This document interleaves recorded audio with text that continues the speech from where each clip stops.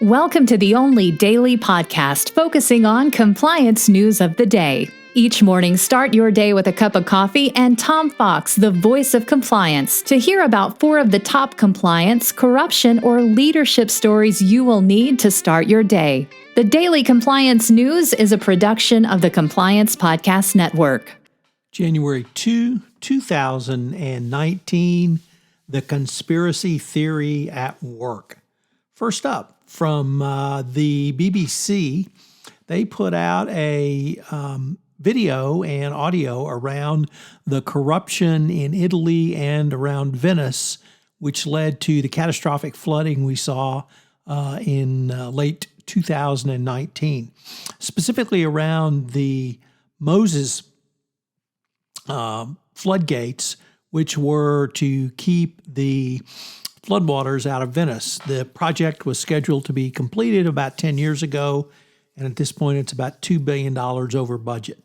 So it's obviously sad to see one of the world's great treasures, the city of Venice, flooded to the extent it was. It's even more sad to understand that this was a direct cause of corruption in Italy and payments made which could have gone to the Moses floodgates to help them work. Next up, and this one is certainly Donald Trump's going to be interested in this, as Benjamin Netanyahu has asked the Israeli parliament for immunity from criminal charges around his alleged corruption. Netanyahu's request would shield him from prosecution while he remains in office. Certainly President Trump is going to be looking at this as a way to help not only he, but the rest of his administration who've engaged in corruption. So if you can't be innocent, you might as well get immunity. And then we're going to end with, or rather, our next story comes from the Wall Street Journal Risk and Compliance Journal, as the U.S. has targeted more alleged human rights violators. Sanctions have been imposed against alleged violators under the Global Magnitsky program, which surged in 2019. At least 190 individuals and entities were designated under the global program.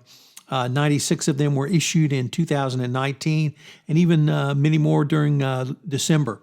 So it's good to see that the United States is moving forward with putting economic sanctions on those who engage in human rights. Once again, it's going to be interesting to see if President Trump will overrule these sanctions in view of his apparent following of the other dictators in the world who engage in human rights abuses. And finally is a couple of stories. I know I usually don't do this, but the Carlos Ghosn escape from Japan to Lebanon has really, this is conspiracy Tom at his finest. So really, I think is James Bond worthy.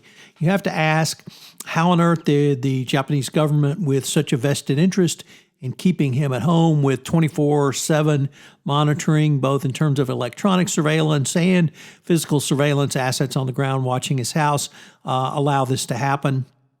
You have to wonder if Japan really realized that it was becoming an embarrassment, their treatment of Ghosn in its legal system, and really allowed this to happen. Their protestations, not to the contrary, it's going to be very difficult for them to extradite him back. So the entire escape by Ghosn is really, I think, probably will be the subject of a movie. It's so outlandish that if I had described it to you, you would have said, you just made all of that up, Tom. So take a look at both of these articles. It shows a clear, lengthy amount of planning by Ghosn and numerous of his associates around him, many different ways to get around the surveillance over him. But you have to wonder how much the Japanese government was in on the con, as they would say. So thank you very much for listening to this episode of the Daily Compliance News. The Daily Compliance News is a production of the Compliance Podcast Network and a proud member of C-Suite Radio. Thanks again for listening.